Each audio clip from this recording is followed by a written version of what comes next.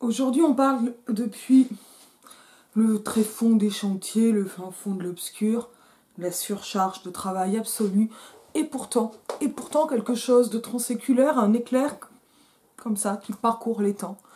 Il est temps d'enfin avoir lu, d'avoir et de parler d'After Sappho ou d'Après Sappho.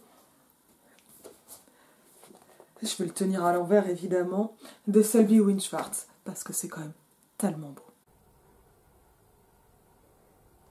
C'est quelque chose d'assez étonnant de lire un livre contemporain et de sentir qu'on lit un classique. Et je sais pas comment exactement l'expliquer, le voir. En tout cas, on va un peu le... Je sais pas si cette question classique dit quelque chose, mais en tout cas, ce qui est certain, c'est qu'After Sappho, donc voilà, c'est le titre en VO, c'est comme ça que j'ai entendu parler de ce texte, de ce roman. Mais on touche immédiatement quelque chose qui va être extrêmement doux, extrêmement profond, très reliant et profondément littéraire. Et il y a peu de textes qui m'auront fait cet effet-là. En tout cas, c'était le texte qu'il me fallait dans le chaos actuel de tout. Je dois remercier ici immédiatement Suzette Robichon, ma grande amie Suzette, qu'évidemment j'adore parce que comment faire autrement qu'adorer Suzette, pour m'avoir évoqué After Sappho et invité à une après-midi privée de lecture à la Cité internationale des arts, ce qui m'a permis de rencontrer cet été Selby Winschwartz, qui est donc l'autrice de ce texte absolument splendide, alors qu'il n'était pas encore traduit, ou du moins alors que la publication en français n'était pas encore faite. Ici, on est dans un texte paru grâce à Margot Gallimard, donc on est dans un hors-série de l'imaginaire en 2024. Et je veux dire, j'étais au lancement à Violette & Co. Selby m'a fait une dédicace splendide. Mais pour le coup, maintenant, on se rencontre un petit peu. Suzette a beaucoup œuvré pour que ce texte soit traduit en français. Margot Gallimard a permis que cette traduction d'Hélène Cohen, me semble-t-il, soit rapide. Je ne suis pas capable, moi, d'estimer le travail de traduction. En tout cas, je peux dire que c'est superbe à lire, donc j'imagine que c'est très beau et les échos que j'en ai entendus avaient l'air d'être enthousiastes. Et on est sur une... j'essaie de retrouver la date américaine de publication d'After Sappho, mais là je la vois pas. Mais je crois que c'est quand même quelque chose comme 2022 ou quelque chose comme ça, ou 21. Enfin, on est sur quelque chose qui est très récent et un livre qui a été très primé, notamment donc évidemment aux États-Unis. Donc voilà, c'est traduit de l'anglais par Hélène Cohen. Et avec les préfaces, donc ça c'est vraiment l'effet, enfin pas l'effet, mais la structuration à double préface dans la bibliothèque de l'imaginaire Gallimard, telle que mise en place par Margot Gallimard, depuis qu'elle a repris la collection, il me semble. Peut-être que je dis une bêtise. Dans ce cas-là, je pense que j'aurai une correction quelque part à ajouter. Ici, avec des préfaces d'Angarita, dont moi j'ai déjà parlé à 2 reprises, enfin j'ai déjà dédié exactement 2 vidéos à Angarita, c'était pour Dans le béton et Sphinx. Et S.L. Meyer, donc voilà, ce sont de belles préfaces, donc j'ai pas grand chose à te dire, parce que je les ai lues avant de lire le texte, enfin parce que moi j'ai ce truc un peu bête de lire linéairement, mais enfin j'en ai un bon souvenir, et d'ailleurs j'ai une petite dédicace aussi d'Angarita dont je suis très heureuse, qui dit qu'elle me dit rien, et j'en suis encore plus heureuse. Mais ça c'est mon côté collectionneuse, on me connaît assez vite quand on regarde en tout cas régulièrement la chaîne Un grain de lettres. After Sappho ou Après Sappho ou D'après Sappho, c'est quoi? C'est ceci en français, ce texte avec cette couverture que moi je trouve très belle, avec cette espèce de bleu canard, de bleu turquoise, et une stylisation, on va dire, art nouveau, là, par la typographie, qui rappelle vraiment les couvertures... les couvertures cuir d'édition ancienne collectionnées par un bibliophile. Alors moi, c'est quand je collectionne plus les textes que les couvertures, donc je n'y connais pas grand-chose à ce niveau-là. J'ai aussi le petit bandeau qu'on doit trouver encore en librairie, je ne sais pas où on en est, qui annonce la double préface. on est très exactement dans le format de Violette Leduc. Alors, je ne sais pas s'il y en a d'autres avec ces formats-là, mais qu'il y avait aussi un travail, cette fois plutôt sur le violet, de l'encre violette, d'écrire à l'encre violette notamment. J'espère qu'on pourra poursuivre d'ailleurs cette série avec les autoristes d'écrire à l'encre violette. Et un travail éditorial assez beau, notamment par les présentations. Alors en fait, ça c'est quand même quelque chose qui, moi, m'évoque. Je ne sais pas du tout s'il s'agit de l'intention éditoriale. Et d'ailleurs, je n'ai pas eu les éditions anglophones en main. Enfin, je les ai vues, si, je les ai eues en main, mais cet été, à ce moment de lecture où je comprenais pas grand-chose, puisque moi, j'avais pas lu le livre que tout le monde adorait. Et c'était aussi un moment très étrange pour ça, mais très beau, et dans lequel je me suis pas du tout sentie exclue. Je veux dire, je me suis directement sentie portée par cet amour littéraire, qui en fait est très fidèle à ce qu'est le texte. Et donc vous avez des moments comme ça. Alors vous voyez, quand on le voit de près, voilà, c'est vrai qu'en lisant, je voyais quelque chose comme le dessin d'une aile de papillon, une chose comme ça. Et quand je le mets à la caméra, je vois des couples qui s'enlacent. Sans tête, par exemple, ici. Ici, quelque chose de plutôt fleuri. Vous voyez les espèces de dessins qu'il peut y avoir. Tout ça, ça a des noms que je connais pas, mais dans les intérieurs cuir des vieilles éditions, ça évoque ces espèces de dessins un peu art nouveau, avec probablement donc là des effets plutôt floraux, voire des effets de pareidolie, des choses comme ça, mais qui de toute façon sont complètement dans le style art nouveau. Je vous rappelle par exemple que l'art nouveau est très inspiré des Kunstformen der Natur de Ernst Haeckel, donc des formes artistiques de la nature. Haeckel était autant un naturaliste assez incroyable, très très original, et un artiste hors pair. En fait, vous connaissez les dessins de Ernst Haeckel en général davantage que son nom, avec ces espèces de dessins de méduses, etc., et qui a été une grande inspiration pour l'art nouveau, qu'on appelle parfois le style nouille, mais là c'est Cyril Bard qui va venir râler en me disant quand même tu vas un peu vite. Il aura raison, ou Clément Dessy. Je vous salue les garçons. Mais voilà, enfin il y a voilà, quelque chose qui, de toute façon, déjà au niveau des sciences de la nature, et puis en plus dans ce que cela fait aux arts qui s'en inspirent, et notamment aux arts décoratifs, et l'idée même d'art décoratif est très compliquée, je vous renvoie à William Morris, notamment, vous avez quelque chose qui est profondément lié entre des formes érotiques, sexuelles, sexualisantes, génitales, et des formes naturelles. C'est-à-dire, par exemple, je vous rappelle que la classification linéenne des plantes, je sais pas, enfin du vivant, est fondée sur le type de reproduction et la forme des organes génitaux. Et ça marche, mais en fait, cette génitalité des formes, cette dimension évocatrice, elle est reprise non dans la génitalité, mais dans l'évocation complètement érotique. Bon, c'est quoi une fleur en gros plan, etc. Enfin, qu'est-ce qu'on regarde exactement en regardant une fleur? Concrètement, on regarde l'organe sexuel d'une plante, d'une manière très, très enthousiaste, enfin, beaucoup plus enthousiaste que si la forme est anthropomorphe, et donc il y a quelque chose de très abstrait qui est permis, et en même temps de potentiellement profondément érotique et, comment dire, transformant et subsumant, qui est rendu possible par la forme de la nature. C'est absolument pas ce dont je voulais parler, s'agissant donc d'après Sappho ou After Sappho, mais voilà, donc on a ce texte dont le titre déjà est profondément plurivoque à différentes ententes, c'est-à-dire, je l'ai déjà fait entendre en disant après Sappho, d'après Sappho, ce qui est plus audible en langue anglaise, me semble-t-il, c'est-à-dire qu'après Sappho, s'agit-il de ce qui vient après, temporellement, ou aussi un d'après marquant une inspiration, un modèle repris. Et en fait, il n'est pas possible de trancher parce que tout le travail de Selby Schwartz, et je vais avoir tendance à le prononcer à l'allemande, j'en suis profondément désolée, c'est de faire des creusets, vraiment un creuset comme voilà, le creuset dans lequel on va mélanger. Et donc il y a quelque chose de l'ordre d'un creusement de sens qui va approfondir et démultiplier les significations possibles.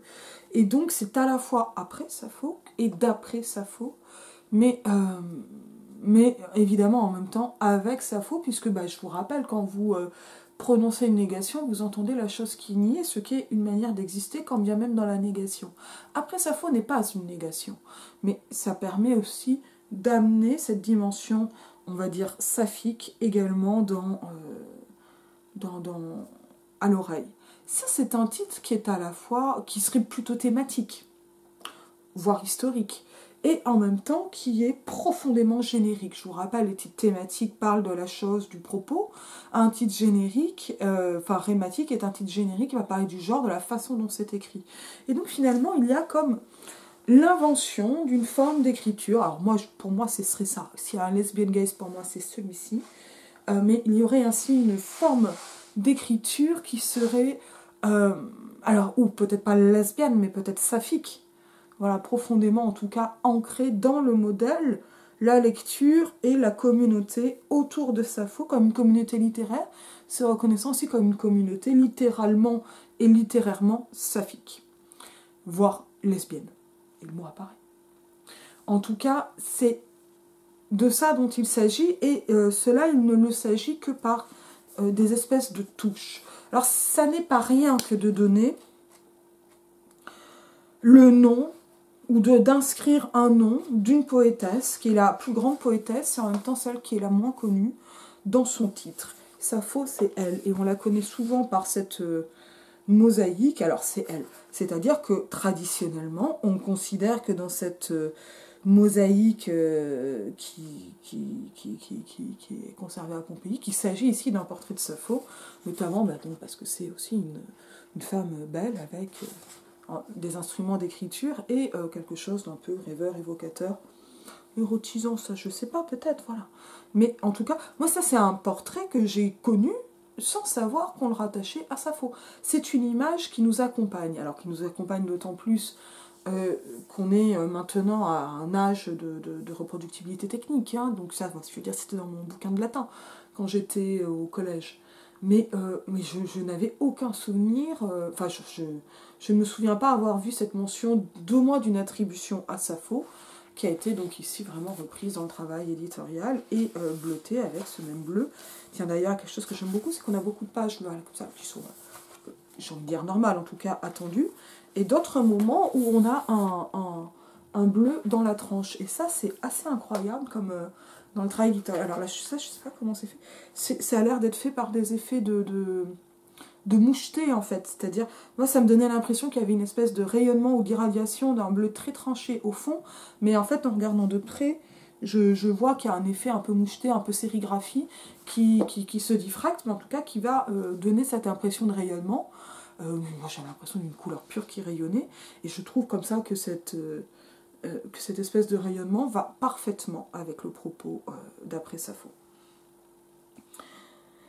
Et ça, c'est quand même quelque chose qui est profondément fort. Voilà. Alors, comme ça, d'après Sappho, s'inscrit donc dans le siège, hein, dans une postériorité, je ne sais pas si on peut le dire ainsi, rattachée à une poétesse, à une femme dont le lesbianisme est notoire. Voilà. Quand bien même discuté et controversé au fil des siècles, notamment au XIXe siècle, ça c'était notamment un des volets, honnêtement ça c'est quelque chose que j'ignorais complètement, de l'exposition sur les héroïnes romantiques qu'il y a eu au musée de la vie romantique il y a 2-3 ans maintenant, quelque chose comme ça. Il y a tout un volet sur une Sappho hétérosexualisée, notamment depuis Ovide, et relesbianisée ensuite. Et donc avec cette grande question, est-ce que Sappho était ou non lesbienne? Est-ce que l'historicité du lesbianisme de Sappho compte? Alors déjà, on peut dire que Lesbos, le nom de l'île de Sappho, a donné le mot lesbianisme, et donc d'une certaine manière, la tradition a fait l'histoire. Et c'est à peu près ça que fait après Sappho, After Sappho, tout du long de son histoire, c'est-à-dire que ça va raconter davantage ce qui est fait des choses et de la littérature, ainsi que par la littérature, et d'une certaine puissance efficace de la littérature, davantage forcément que de faits réels, quand bien même ces faits réels sont là. C'est-à-dire qu'il y a des existences qui ne sont pas mises sur le devant de la scène en tant qu'invisibilisées, etc., qui sont tout simplement là, notamment par cette existence au moins poétique, si ce n'est davantage. Et il y a quelque chose de vibratoire dans ce si ce n'est davantage. Après Sappho, c'est donc quelque chose qui est autant historique que littéraire, par exemple d'inspiration saphique.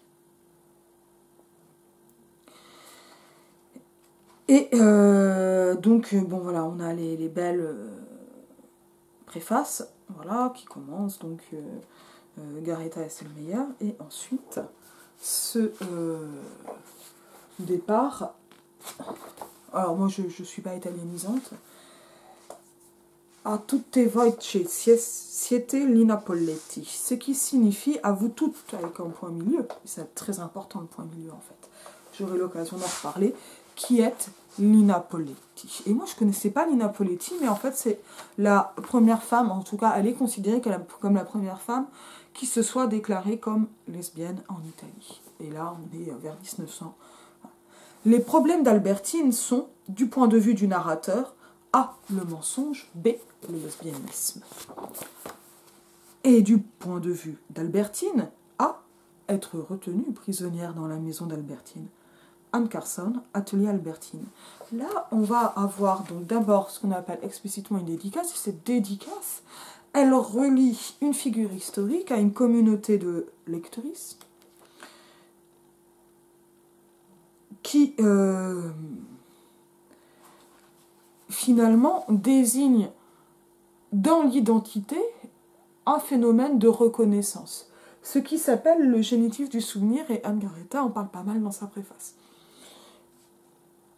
Et qui remet en question l'idée d'une appartenance, on l'a assez vite dans le texte, qui serait liée au fait d'être et qui va modaliser différemment le génitif. Le génitif, c'est le temps, enfin c'est pas le temps, c'est la déclinaison, pardon, du complément du nom en latin.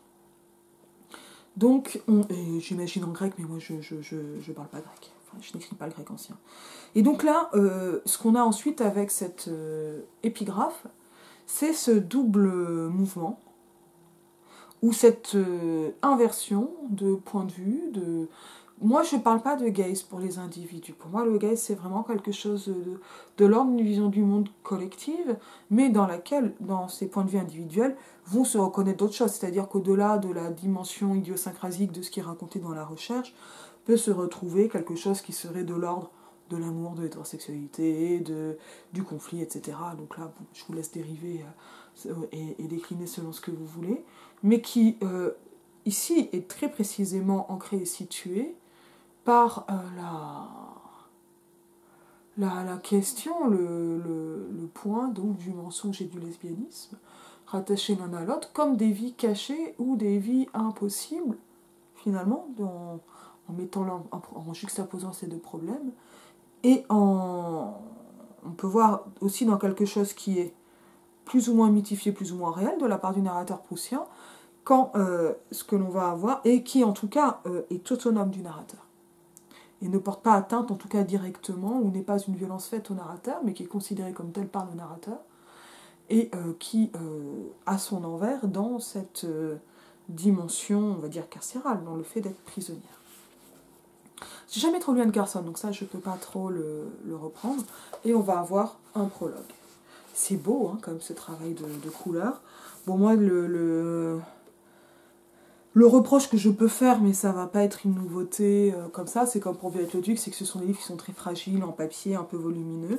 Donc je l'ai lu dans le métro, très très bien lu dans le métro. Donc là, en termes de... Voilà, je suis dans une semaine où j'ai vraiment beaucoup de boulot et je vais pas très bien, mais ça passe bien, quoi. Voilà, ça passe très bien. Mais en revanche, je l'aurais pas pris en voyage en raison de son poids et de sa fragilité. Voilà. Ah, et puis c'est quand même important de le dire, il coûte 25 €. Donc, mais parce qu'on a quand même un livre qui est volumineux, je ne sais pas si à un moment il y aura une version poche, on verra. Prologue, Sappho, 630 avant Jésus-Christ. Notre premier acte a été de changer de nom. Nous allions devenir Sappho. Qui était Sappho ? Nul ne le savait, mais elle avait une île. Elle s'était entourée d'une farandole de jeunes filles. Elle pouvait dîner et regarder droit dans les yeux la femme qu'elle aimait, d'un amour parfois contrarié. On raconte que lorsqu'elle chantait, c'était comme le soir qui tombe sur le rivage, comme s'enfoncer dans la mousse, avec les cieux qui se déversent sur vous. Ces poèmes étaient des hymnes. Nous avons lu Sappho en classe lors de leçons qui n'avaient d'autre ambition que de nous enseigner la métrique grecque. La plupart de nos professeurs ne se doutaient pas qu'ils répandaient la myrrhe et le nard dans nos veines. De leur voix sévère, ils nous serinaient l'aoriste, mais nous sentions en nous le frémissement des feuilles dans le jour, l'univers tacheté et vibrant de lumière. Nous ne nous connaissions pas encore en ces jeunes années. Nous lisions tout notre soul dans nos jardins, la robe tachée de boue et de résine de pin. Certaines étaient envoyées par leur famille dans des écoles éloignées pour y être parachevées et s'éveiller à leur propre fin. Mais notre fin n'était pas arrivée. Notre vie commençait à peine. Chacune s'attardait en un lieu qui n'appartenait qu'à elle, cherchant dans des fragments de poèmes les mots qui l'aideraient à définir ce sentiment que Sappho nomme Etusomenon, les feuillages qu'agite la lumière de l'après-midi. Nous n'avions pas de nom alors. Alors, aussi chérissions-nous chaque mot, jusqu'à celui éteint en des temps anciens. Nous nous instruisions sur les rites nocturnes des Panoukides toute la nuit. L'exil de Sappho en Sicile portait nos regards vers la mer. Nous écrivions à présent des odes aux trèfles en fleurs et aux pommes rougissantes, peignons d'étoiles que nous tournions vers le mur au moindre bruit de pas. Un regard oblique, un sourire de biais, une main qui s'attardait sur notre bras, juste au-dessus du coude. Nous n'avions pas encore appris par cœur les répliques de circonstances ou qu'il nous fallait nous contenter de vers détachés au cas où. Des 9 recueils que Sappho écrivit, il ne nous reste que des éclats de dactyle comme le fragment 24c. Nous vivons l'inverse téméraire. Et après, on a un. Donc, on va déjà dire quelque chose de ce prologue qui, eh bien, finalement, n'est pas après, mais en Sappho, dans le temps de Sappho, qui ramène à une époque qui est historiquement datée, avec un ancrage absolu, une date réelle, et un nous, comme ça, qui apparaît, qui est immédiat. Et en fait, d'une certaine manière, c'est en ce nous que tout ce nous se passe. Alors, vraiment, c'est le texte où, pour moi, il y aurait quelque chose de l'ordre d'un lesbian gaze qui se construirait au fur et à mesure. Et cette construction, elle apparaît là directement dans ce prologue, c'est-à-dire quelque chose de l'ordre d'une communauté. Alors, non pas que toutes les lesbiennes seraient des grandes poétesses ou des lectrices, mais en tout cas, ce qui se construit dans ce nous-là, c'est un nous progressif, et ce que l'on va avoir au fil du texte, et je vais vraiment dire le fil parce qu'on a tout un phénomène de tissage et de structuration en tissage, d'un nous transséculaire qui trouve une origine dont on ne sait rien et qui est parfaitement lacunaire et fragmentaire, mais qui ne l'a pas été, qui a été une œuvre perdue, et une œuvre qui est constamment relue, reliante et reliée, et donc traduite, complétée, etc. Et donc ce que l'on a ici, c'est la construction d'un nous qui fonde une communauté dont les contours et la définition n'ont rien de défini. C'est-à-dire que le nous ici, il est explicité par ces jeunes filles qui apprennent l'aoriste. Donc l'aoriste, c'est un temps du passé grec, donc moi voilà, et qui va revenir dans le livre, mais on n'est pas dans un livre de grammaire grecque. C'est un livre qui, d'un point de vue de l'érudition, est extrêmement riche, mais d'ailleurs, ça, je ne l'ai pas dit, on a un QR code à la fin avec quelques biographies qui peuvent t'aider. Moi, de temps en temps, j'ai aussi googlé et regardé Wikipédia, donc le QR code, hop, je vais le montrer rapidement. Il amène, c'est super, c'est mon téléphone qui... Voilà. Il amène à quelques biographies sur le site de Gallimard qui ont été, après Sappho, qui a été mis en place par Suzette Robichon et Selby, que je salue, les deux. Mais voilà, enfin, je vais dire, ça peut aider, mais ce n'est pas un texte qui est fait, c'est un texte qui est fait d'érudition, mais pour lequel on n'a pas besoin de l'érudition. On peut aussi se laisser porter parce que c'est un texte qui sert à cela et à voir cette construction d'un nous qui se fait d'une manière collective, littéraire, érotique, sociale, parfois politique, donc plus explicitement revendicatif par exemple. On n'est pas du tout dans un texte qui serait en style MLF par exemple, là, s'il y a quelque chose qui n'est pas là et qui ne fonctionne pas.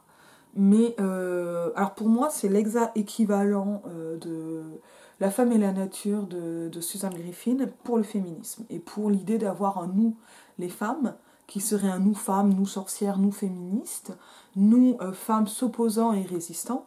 Ici c'est tout aussi un autre nous, plutôt les femmes, mais le point milieu, vous voyez, il est quand même intéressant parce que ce nous, il est quand même défini comme plutôt féminin, mais il est davantage défini par, on va dire, la robe et certaines oppressions sociales ou certaines fréquentations, davantage que par des définitions qui seraient supposément biologiques ou civiles. C'est-à-dire qu'en fait, on peut s'y projeter. C'est voilà. Et il correspond vraiment, j'ai vraiment beaucoup pensé à Griffin que j'avais adoré, par cette dimension de souffle, d'enchevêtrement, de création du sujet collectif par justement un tissage, alors qui était plus épistémologique et qui est plus littéraire et poétique chez Selby Schwartz. Ce ne sont pas les mêmes choses qui sont tissées en fait, mais parce que La femme et la nature est une encyclopédie du savoir. Des savoirs et des savoirs non scientifiques et qui construit vraiment comme ça un monde voilà, en écho. Donc c'est... Voilà, les choses se construisent un peu ailleurs et donc cette espèce de communauté qui est une communauté fictive est en fait plutôt que fictive, une communauté de fiction et d'écriture, globalement de femmes de lettres et donc qui va de... Sappho à Sappho 1900, si on va caricaturer donc à ce qui se passe autour de Nathalie Clifford Barney, de René Vivien, etc. Et ça là sur plusieurs pays, notamment aussi voilà, la France, l'Italie et pas uniquement. Mais ça, finalement, la situation, on va dire, spatio-temporelle, va donner un ancrage, mais c'est comme si ces ancrages ou cette érudition permettaient seulement d'enchevêtrer toute une dimension historique à une dimension profondément poétique, littéraire et régulièrement plus que fictive ou fictionnelle, mythique. En fait, c'est le moment où le sujet collectif, qui n'est jamais écrit nous les lesbiennes, qui est jamais explicité en tant que tel, mais dans lequel on peut se projeter dans ce regard minoritaire que théorise Wittig. D'ailleurs, je ne crois pas que Wittig soit cité, ça s'arrête avant. Voilà, qui va... Donc voilà, si... tu ne te souviens pas, invente, hein, on a vraiment cette espèce de geste-là, mais qui est, retrouve, inscris-toi dans la littérature, et voilà. Qu'est-ce qu'il y a de vie dans la littérature, de vie réelle, de vie fantasmée, de vie enchevêtrée, et pourquoi les vies fantasmées ne seraient pas réelles? C'est ça qu'il y a derrière après Sappho. Donc on commence avec ce prologue que je trouve d'une beauté incroyable, qui montre comment on a... quelque chose de l'ordre d'une voie grammaticale, dogmatique et professorale, qui enseigne la grammaire grecque à partir de Sappho, dans laquelle passe de manière hétérodoxe un autre souffle qui est de la liberté, qui n'est pas de la transgression pour la transgression, qui est de la liberté, du désir, et qui ne se dit pas par quelque chose qui serait bassement génital, non pas que la génitalité soit basse, mais qui va se dire par une expression projetée du désir, par la poésie, les feuillages qu'agite la lumière de l'après-midi. Et donc ce cas de vibratoire, le désir se retrouvant projeté dans le paysage, ou de ce que le paysage a, suscitant le désir, ou représentant, ou manifestant, ou... voilà, va se dire précisément dans cette espèce de lien qui n'est pas une tension, qui est une réunion. Et donc, on continue un peu. Je vais juste parler comme ça un peu du début, ça donne une idée de ce à quoi ça ressemble. Je pense que disant cela, j'ai déjà dit pas mal de choses et normalement lire un petit bout à la fin. Donc là, on a un prologue et puis après, on va avoir des séquences qui vont amener comme une toile en 20 chapitres, mais qui sont eux-mêmes écrits en fragments, rattachés à des personnages, personnalités, histoires, dates, etc. Par exemple, et donc en plus d'ailleurs les chiffres sont écrits en lettres, ce que je trouve intéressant. 1. Cordula Poletti, née en 1885. Cordula Poletti vit le jour au sein d'une lignée de sœurs qui ne la comprenaient pas. Elle était attirée vers les confins de la maison dès son plus jeune âge. Le grenier, le balcon, la fenêtre de derrière que venaient effleurer les branches d'un pin. Le jour de son baptême, Cordula se dégagea d'un coup de pied de ses langes, puis s'en alla explorer la nef à 4 pattes. C'était impossible de la garder emmaillotée le temps de lui donner un nom. Et on se rappelle comment nous allions devenir Sappho, montre aussi que cette question de Sappho permet d'avoir quelque chose de l'ordre d'une identité dont la dimension n'est pas précisée, sociale, civile, littéraire, fantasmée, carnavalesque. Et ici, ce nom est aussi le nom du baptême. Donc on est sur un moment où la littérature est un acte de langage qui vise à être performatif, qui est un acte de vie. Cordula Poletti, vers 1896, elle empruntait à la Bibliotheca Classense une grammaire latine qu'elle allait lire en haut d'un arbre, près du cimetière. Cordula, Cordula, l'appelait-on en vain chez elle. Sa mère se lamentait sur les jupes de Cordula abandonnées au sol. Quel honnête citoyen de Ravenne consentirait à épouser une fille. Eh bien, comme la semaine dernière, un petit bug de carte SD. Allez, on continue. Quel honnête citoyen de Ravenne consentirait à épouser une fille qui grimpait aux arbres en sous-vêtements. Cordula, Cordula, qui est sa mère, mais personne ne lui répondait jamais. X18.3. Donc on voit, c'est linéaire et pas linéaire. 83, c'est avant 85. Donc hop, on remonte en avant. 2 ans avant le baptême de Cordula, Guglielmo Cantarano avait consacré un essai à une Italienne de 23 ans, dénommée XX, débordée de santé. Elle sifflotait dans les rues et veillait au bonheur d'une ribambelle de petites amies. Cantarano désapprouvait son comportement. Pourtant, force était de constater que X était d'une nature joviale et généreuse. X n'avait pas peur de se retrousser les manches, et il n'y en avait pas 2 comme elle pour faire rire une assemblée aux éclats. Le problème n'était pas là, le problème était tout ce que X n'était pas. X n'était pas une épouse dévouée, les pleurs des enfants la laissaient de marbre, elle ne portait pas de jupe qui bridait les jambes, ne désirait pas être poursuivie par le souffle ardent des hommes, n'avait jamais pris goût aux tâches domestiques et ne partageait aucune des pudeurs chastes des jeunes filles.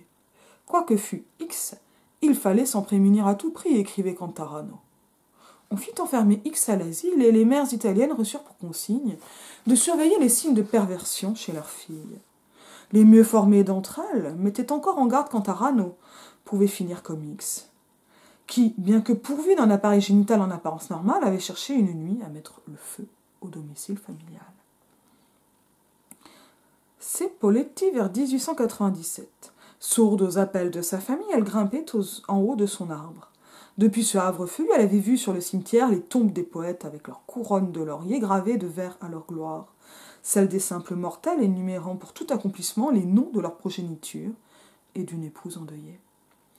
Tant de femmes mortes en couche, et si peu en mer, songeait-elle.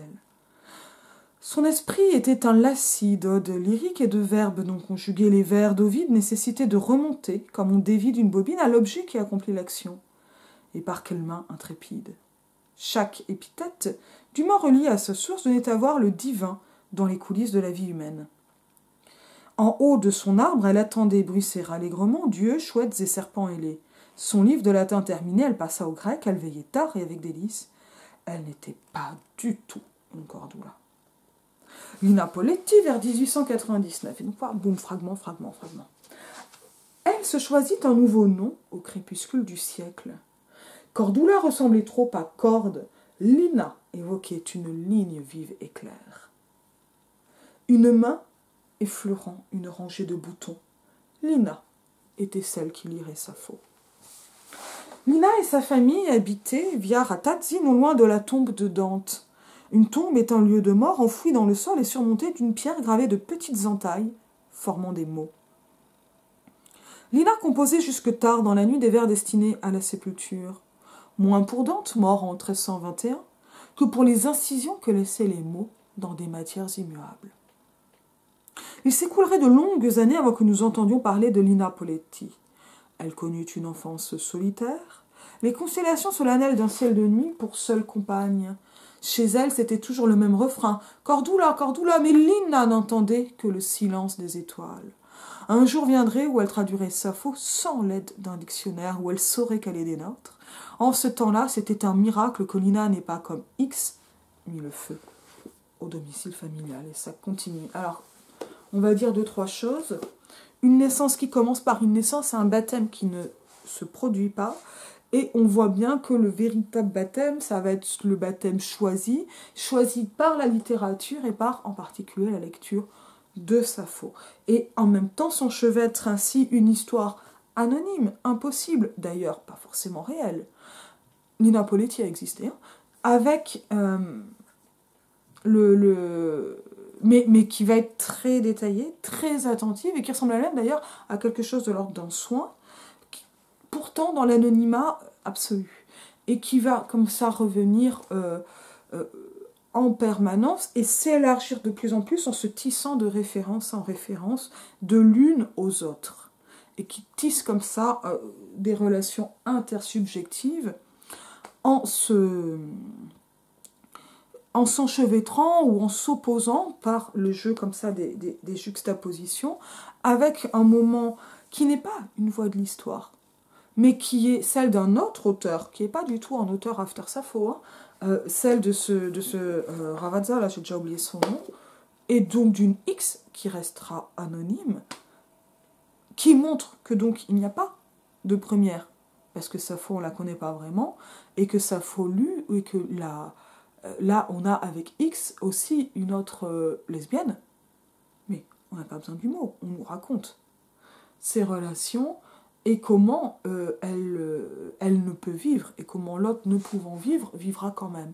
Et cela par un enchevêtrement de textes, de dates, de lieux, qui va donner à la fois l'impression de quelque chose de très petit et de très attentionné par la sélection de morceaux, et en même temps d'épique, parce que ça va amener des effets de polyphonie, d'abord ici avec des effets donc d'opposition. Ça nous dit à quoi s'affronter. Opposition domestique, opposition à une forme de discours savant autoritaire médical, peut-être à l'histoire, mais c'est intéressant que ce soit pas genre la voix de l'histoire, que ce soit plus petit. Et avec donc comme ça cette espèce de juxtaposition qui va ouvrir et créer comme ça, comme des mouvements spiralés qui se répondent et qui se tissent les uns aux autres. Alors je vais lire juste un petit passage à la fin. Voilà, où est-ce que c'était ? On a des annexes un peu qui disent, voilà. Note bibliographique, on est page 239. Après Sappho est une œuvre de fiction. À moins qu'il ne s'agisse d'un hybride, on se rappelle, hybride c'est naturaliste, croisant non-fiction intimes et imaginaires, biographie spéculative et suggestions pour textes courts, comme Virginia Woolf les appelait lorsqu'elle travaillait à la première version d'Orlando, rendant vaine toute tentative de catégorisation. Par exemple, il n'est consigné nulle part que Lina Poletti s'est dégagée de ses langes dans une église de Ravenne.